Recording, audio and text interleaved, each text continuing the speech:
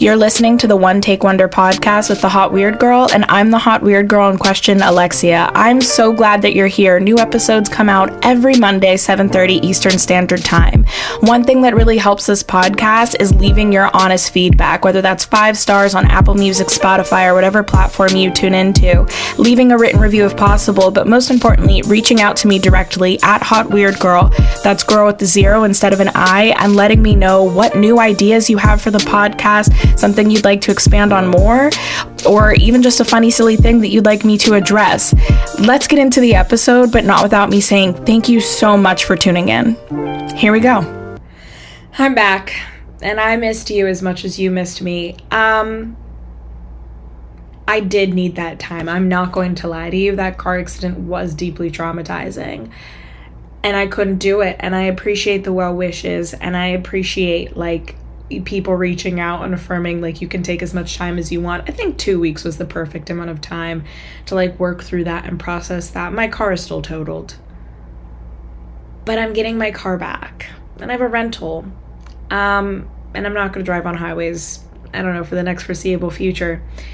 The point is that if you're ever caught in a flash flood rainstorm, don't keep driving, even if a light pole falls in front of you. That's what happened to me. But fuck it, we ball, we move on. I've had a productive 2 weeks. I've had an interesting 2 weeks. I was in a wedding. I was a bridesmaid again. And then I went to Charleston, which was cool. I did do a Black History tour of Charleston, and he took us on wonderful tours, and I will put his YouTube channel as the recommended reading because I also bought his books, and I'm really excited to work through that. And I learned more about the Gullah people, which I had known a little bit from being a kid and reading some Gullah fables, and I knew a little bit about the fact that it was, it's a unique, distinct ethnic group, a sub-ethnic group. I don't know, dude. I'm not an expert on these things.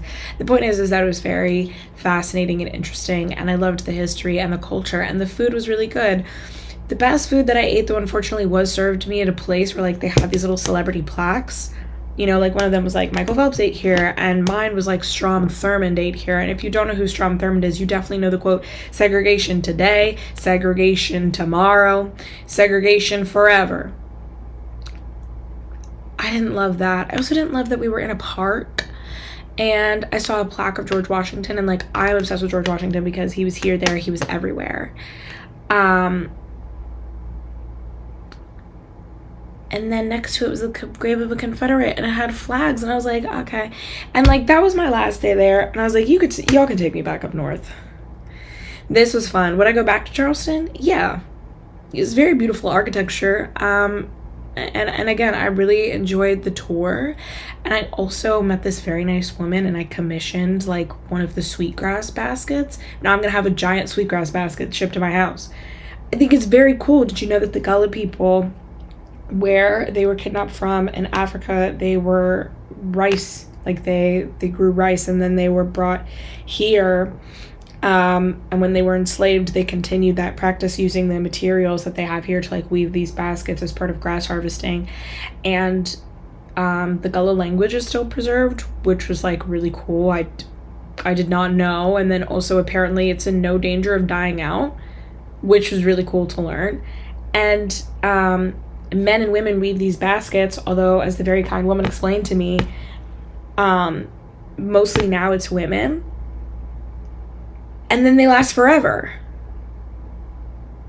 And now I'm going to have a giant basket in my house. I love history.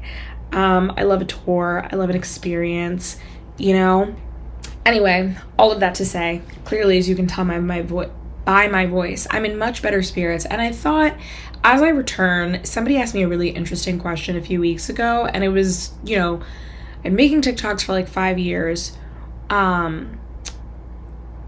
What is a TikTok I look back differently on? And I think that question is more interesting when applied to my podcast. Specifically, I think I need to reevaluate my stance on baby mama culture. While Groomed for Abuse is certainly one of my favorite episodes that I recorded because I really loved the points that I made about how Black women in particular are socialized and conditioned to accept domestic violence. I really, really, really, really, really hate recommending that episode to people because what I said about baby mama culture was just really out of pocket. And I think it took me until quite recently to work within myself.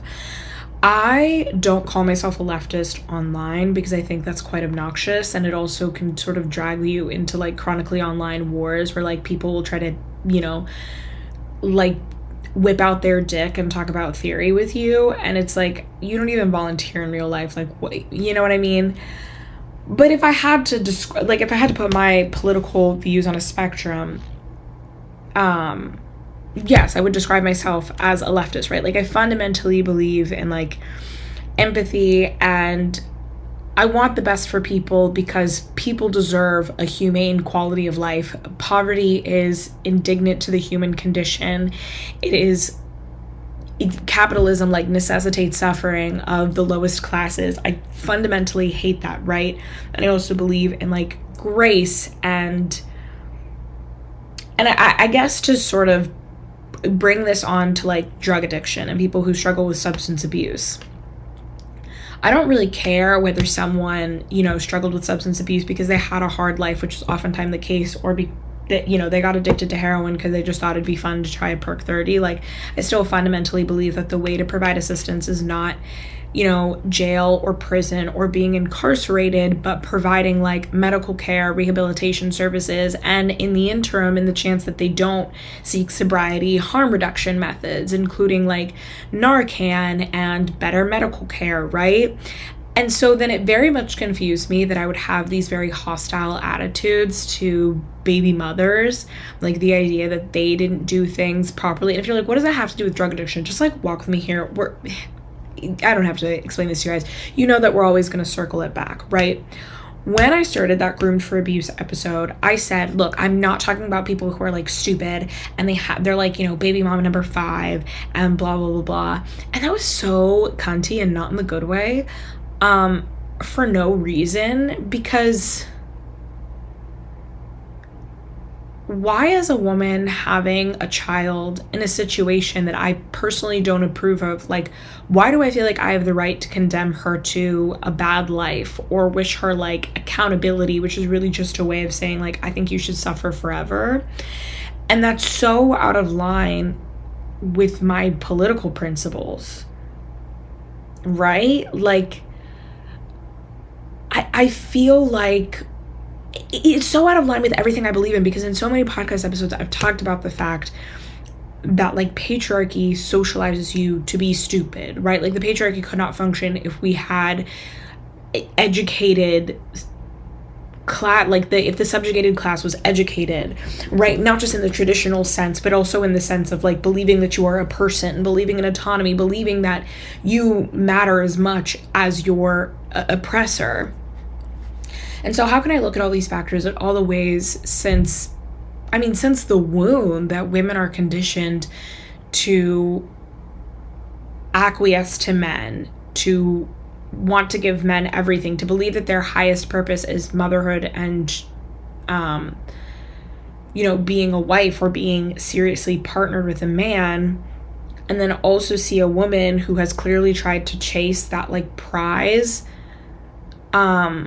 and be like, actually, like, I think you're deserving of bad things. That doesn't make sense, because my opinion on baby mothers up until embarrassingly quite recently was quite negative and hostile, and it just for no reason. Like, I used to try to tell myself that there was a difference between someone who's like groomed for abuse, like I talk about in that episode, someone who is groomed for, you know, what is just reproductive coercion and control via domestic violence, and someone who willingly, you know, signed up to be baby mama number 10. And honestly, the reality is I don't really care if she signed up to be baby mama number 10. Like, I don't think that women should bear the political, social, economic consequences of single motherhood. Like, it's shameful. I was putting more onus on the woman than I was the man. Like, I think I was absolutely the type of person who would say, oh, well, if you have the ability to pick better and you didn't, like, you deserve that. And it's like, no. And I bring up the political thing because I think the next step, and what really made me question and, like, take a step back and be like, hey, like, I think, Alexia, you need to work on this internalized misogyny, was really seeing how many people, like that village conversation, if you've been on TikTok in the past, like, year, there's a lot of conversations about, single mothers exploiting their village and how they'll hold, their village more accountable than they do the baby father. And the reality is that if a man doesn't want to raise his child, like, there's nothing you can do to make a man raise his child. So, like, I get it. You can flip out at, like, the grandma's the baby, because, yeah, she could be doing a little bit more because the grandma actually loves the baby, like your fuck-ass baby daddy who, left you and the baby to rot. Like, there's no, you know what I mean? So I do get it. I don't know. And then I'm recording this on live because I thought it would be nice to do a little throwback. And somebody said, I'm a sociology/anthro major, and I've researched the impact of slavery on baby mama, baby daddy culture.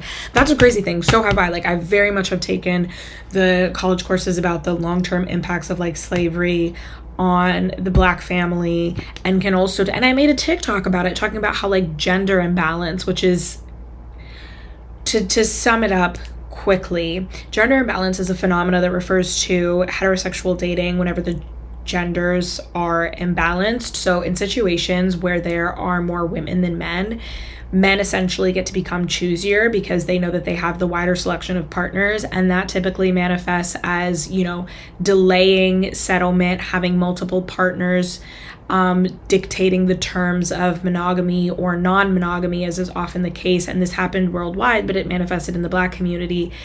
I think, you also have to understand that the Black community also operates under a patriarchy, but it manifested in the Black community really during the turn of, like, the war on drugs and just the insane incarceration of Black men, where I think at one point in the 80s it was like 3 out of every 5 Black men was incarcerated. And so this left the Black men who were not incarcerated really had their pick of whatever they wanted to do. And that's sort of when we see the turn of, like, yeah, they didn't want to settle down as much. Women were forced into, like, man sharing and having to accept certain terms of non-monogamy, and becoming a baby mother might have been the only option a woman would have had to have a child. And again, this is also in a time when, like, interracial dating, oh my god, I started taking a clay class and there's, like, clay all over my face. Interracial dating is not what it was.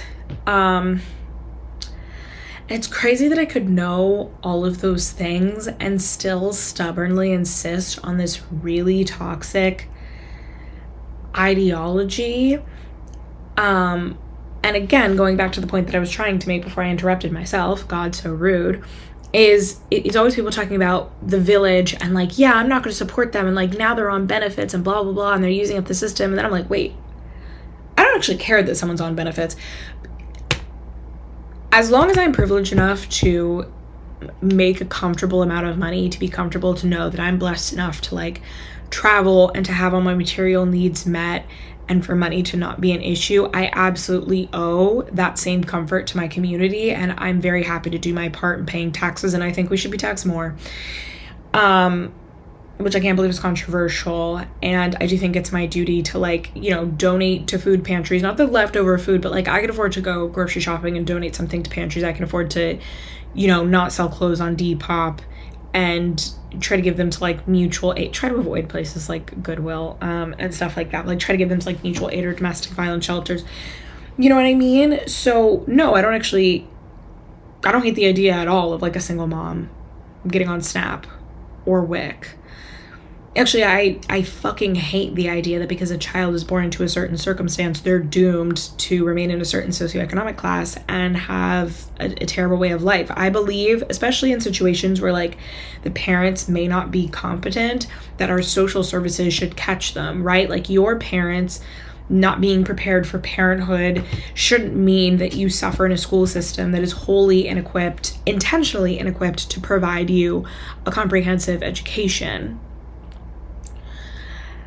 And I don't know, that was the first thing that made me radically realize, like, but Alexia, the things that you believe in, the things that, and also this adherence to, like, tradition, like, how can I run my mouth talking about the patriarchy and having an entire podcast telling women to, like,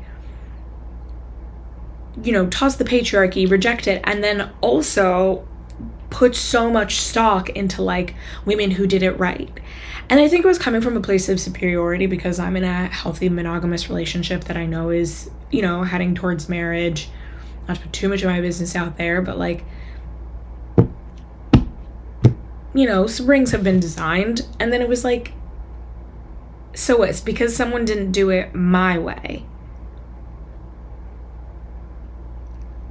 I'm gonna laugh at them because their decision has turned out terribly for them and their child.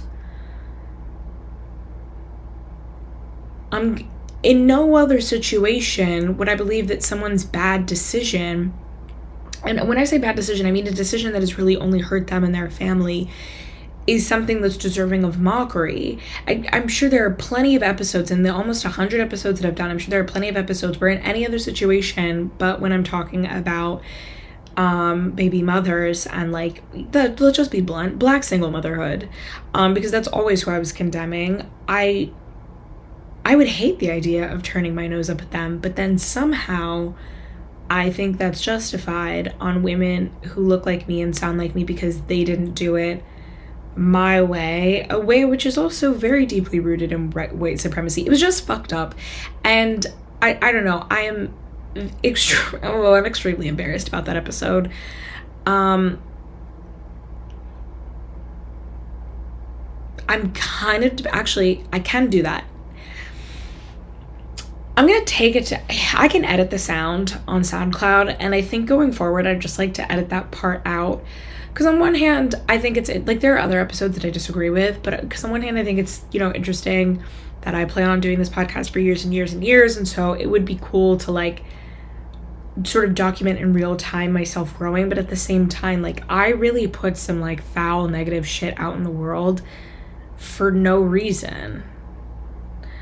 And, like, women in my family are baby mothers, and you know what? I just don't want to be part of that, like, toxic generational cycle where, like, the married women in my family look down and sort of, I don't know.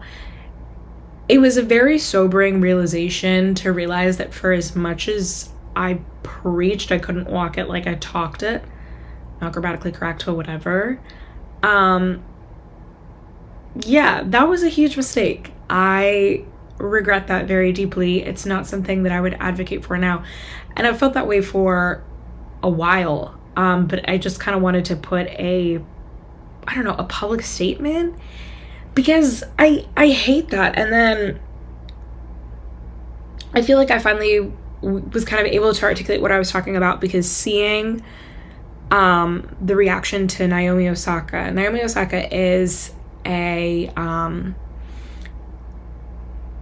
she's American. She's an American tennis player, although I believe she also plays for Japan, like, you know, during the Olympics and when the time and place inspires for it. And she, at the height of her career, got with the rapper Corday, who admittedly I don't know what music he's ever made. And then she had a baby out of wedlock. Now, Naomi Osaka is half Japanese, half Black. Blasian. I didn't need to say it like that. I'm learning and I'm growing. But she caused a lot of stir for this whole, like, oh my God, like, she had a baby at the height of her career, blah, blah, blah, blah. And now she's come back and she's talking very openly in her sports interviews. Like, one, she's not playing at the level, the tennis level that she was before. But she's also talking about how depressed she is. And so this has, you know, spurned a lot of conversation about, like, you know, you let a man take you out in your prime and you'll always suffer. But the thing about Naomi Osaka is, and I really mean this very gently, but that girl's always had mental health issues. Like, even when she was on top of the world, you know, she beat Serena Williams in a tennis match, and because the crowd booed her, she had a pretty negative reaction and then took, like, months to recover from that. Like, she does not have the most, for how public facing her job is and how much criticism is just sort of embedded in the role of being a public athlete. She has always really struggled with negative backlash because she's been open that she has struggled with depression and anxiety her entire life. And unfortunately, your mental health issues can be exacerbated postpartum. And in part, that could be because of the conditions that you brought a baby into this world. But in part, that's just the hormone. I mean, the hormonal drop when you give birth is so severe that it can send women into postpartum psychosis. There are women out there who have the quote unquote perfect life, perfectly supportive partners. They have all the materials needs met. They have assistance and support, and they still suffer from debilitating postpartum depression.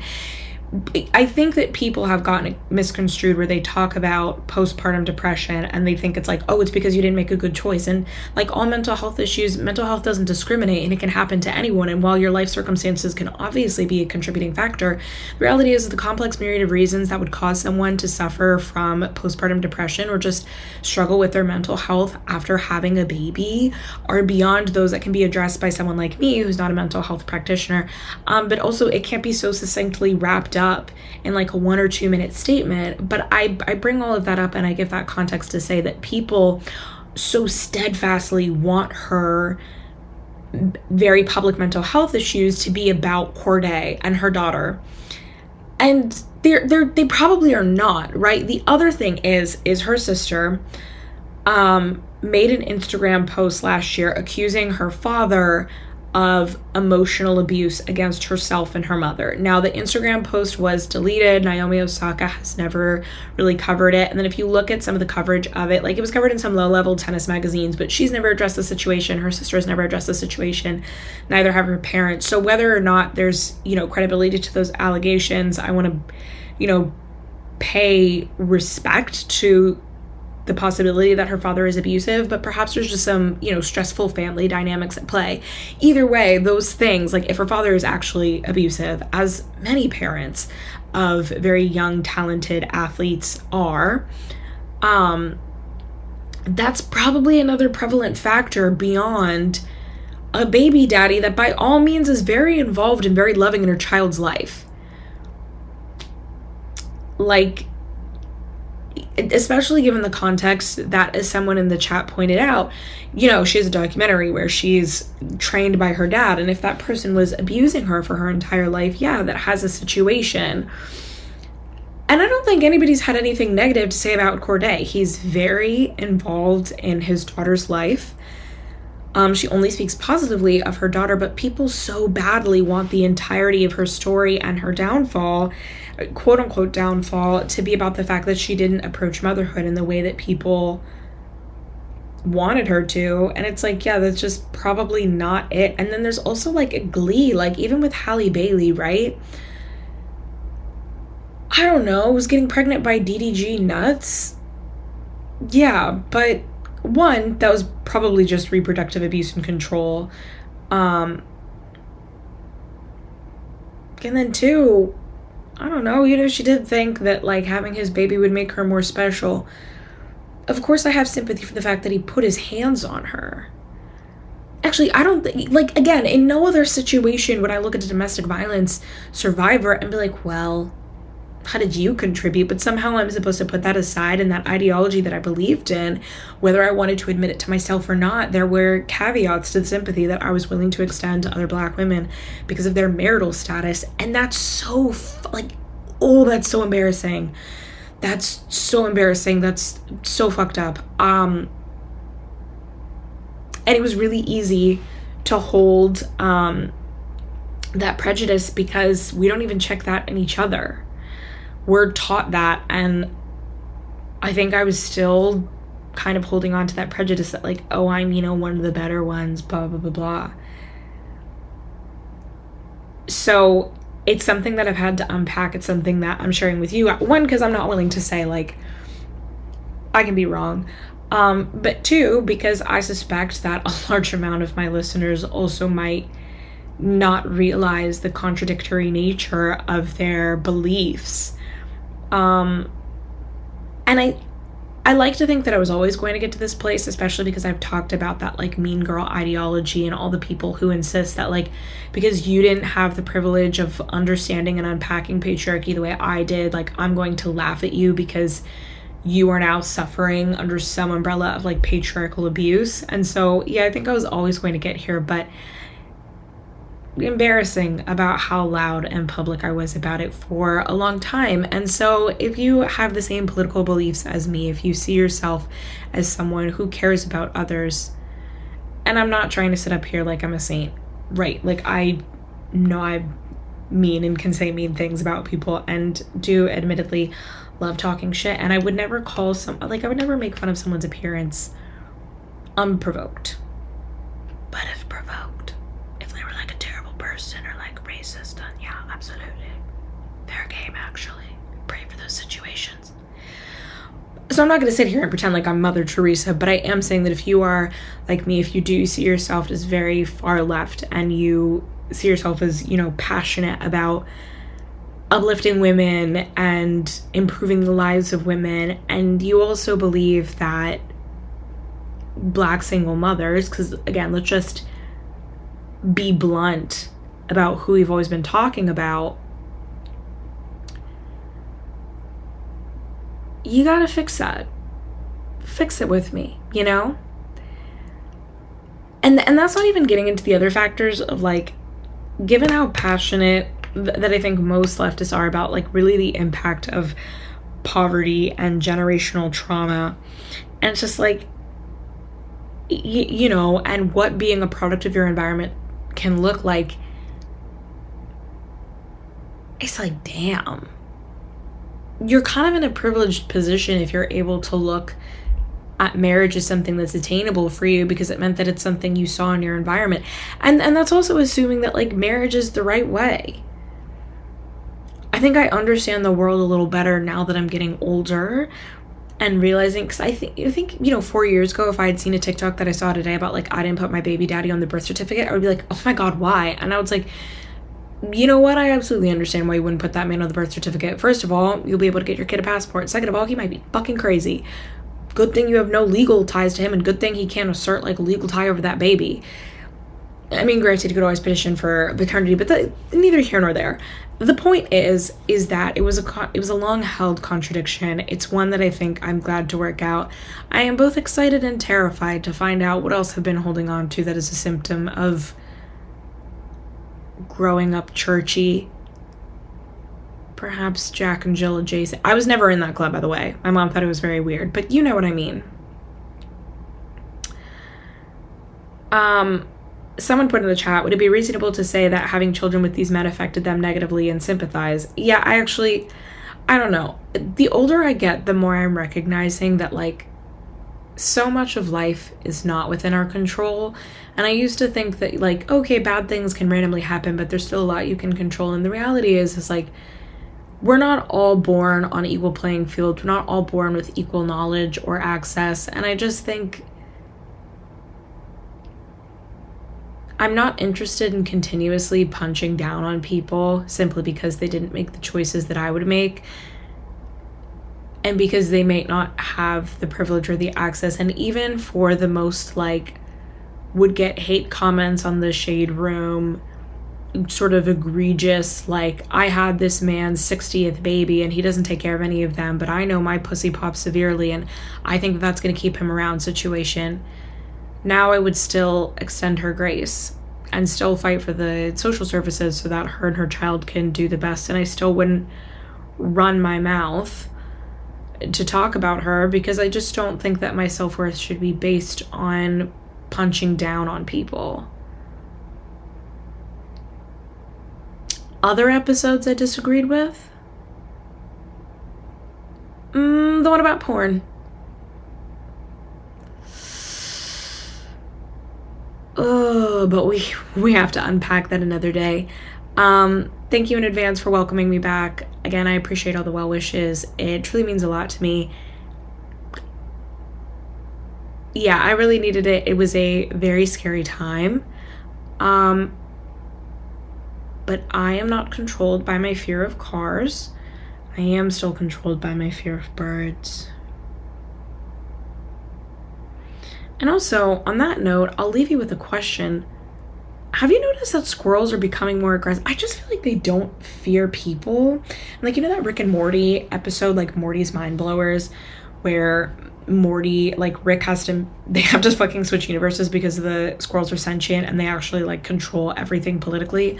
I feel like since that aired, they've gotten more out of hand.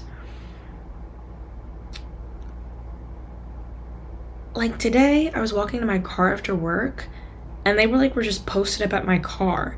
And I was getting closer to my car and they didn't move. And then they just like gathered in a huddle. And I was like, I guess I'll just go back in the building.